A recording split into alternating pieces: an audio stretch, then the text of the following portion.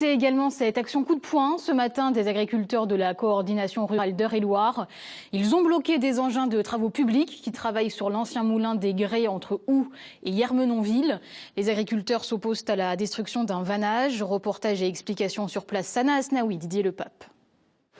Ils sont venus ce matin exprimer leur colère pour protester contre la destruction de cette vanne. Aujourd'hui, elle n'appartient plus à son propriétaire. Laissée à l'abandon, sa vétusté empêche son fonctionnement normal.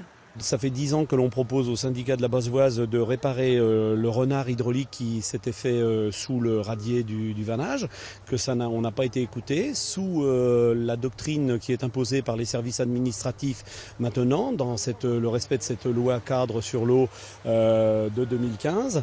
Et il préconise d'araser tous les vannages et de remettre la circulation des rivières comme il y a 2 siècles. La Fédération des pêches et protection aquatique du département se dit, elle, favorable à la destruction de cette vanne pour redonner vie au cours d'eau, l'Avoise, pour ainsi retrouver une biodiversité. On a une amélioration sensible de la qualité des cours d'eau avec ce type d'opération.